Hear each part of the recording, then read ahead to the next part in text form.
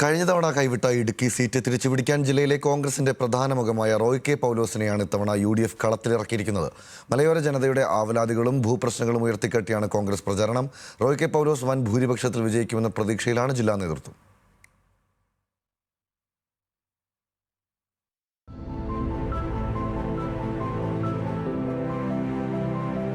UDFിന്റെ ഉരുക്കുകോട്ടയായിരുന്നു ഇടുക്കി. കോൺഗ്രസിന് നല്ല വേരോട്ടമുള്ള മണ്ണ്. എന്നാൽ 2020 കേരള കോൺഗ്രസിന്റെ മുന്നണി മാറ്റത്തോടെ മണ്ഡലത്തിലെ രാഷ്ട്രീയ ചിത്രമാകെ മാറി. UDFിൽ ഒപ്പം നിന്ന് മത്സരിച്ച റോഷി അഗസ്റ്റിൻ ഇടതുപാളയത്തിൽ എത്തിയതോടെ കോൺഗ്രസിന്റെ പൊന്നാപുരം കോട്ട ഇടതിന് അനുകൂലമായി മാറി. 25 വർഷമായി ഇടുക്കി MLA ആയ റോഷിയെ പരാജയപ്പെടുത്താൻ കൈപ്പത്തി ചിഹ്നത്തിൽ സ്ഥാനാർത്ഥി മത്സരിക്കണമെന്നായിരുന്നു നേതൃത്വത്തിന്റെ ആവശ്യം. കേരള കോൺഗ്രസ് ജോസഫ് വിഭാഗം സീറ്റ് വിട്ടു നൽകിയതോടെയാണ് റോയ് കെ പൗലോസ് കളത്തിലിറങ്ങുന്നത്.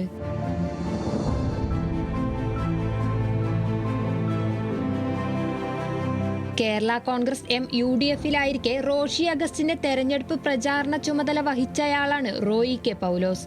നിലവിൽ KPCC വൈസ് പ്രസിഡന്റ്. ഇടുക്കിക്കാർക്ക് സുപരിചിതൻ.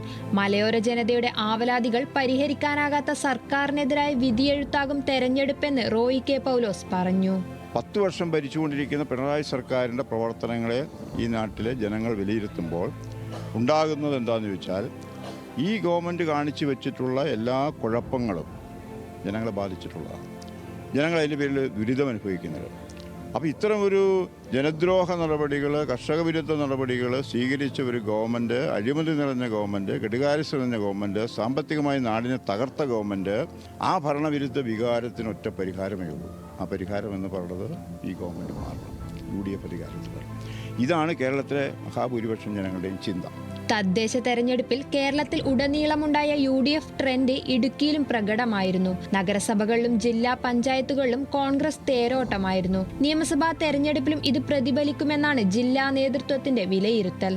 ഈ തെരഞ്ഞെടുപ്പിൽ ശ്രീ റോഷി അഗസ്റ്റിൻ്റെ പരാജയം ഇവിടുത്തെ ജനങ്ങൾ ആഗ്രഹിക്കുന്നു.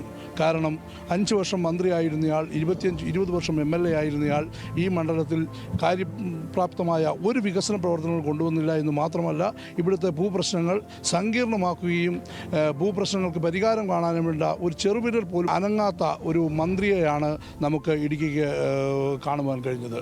അതുകൊണ്ട് ഈ തെരഞ്ഞെടുപ്പിൽ ഇടുക്കി നിയോജക മണ്ഡലത്തിലെ സമസ്ത വിഭാഗം ജനങ്ങളും ആഗ്രഹിക്കുന്നത് റോഷി അഗസ്റ്റിന്റെ പരാജയം തന്നെയാണ്. റോയ് കെ പൗലോസ് വൻ ഭൂരിപക്ഷത്തിൽ വിജയിക്കുമെന്ന പ്രതീക്ഷയിലാണ് ജില്ലാ നേതൃത്വം. 100% വിജയസാധ്യതയാണ്.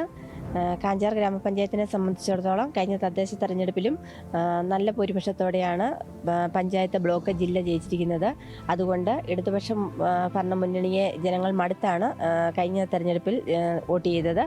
അതുപോലെ തന്നെ ഈ പ്രാവശ്യവും ശ്രീ റോയ് കെ പൗലോസ് നല്ല ഭൂരിപക്ഷത്തിൽ ഇടുക്കിയിൽ നിന്ന് വിജയിക്കും.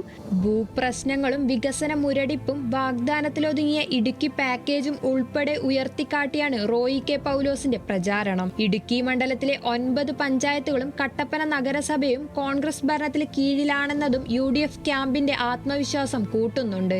മലയോര മണ്ഡലത്തിലെ കാറ്റ് UDFന് അനുകൂലമാകുമെന്ന പ്രതീക്ഷയിലാണ് UDF camp. News Malayalam, Idukki.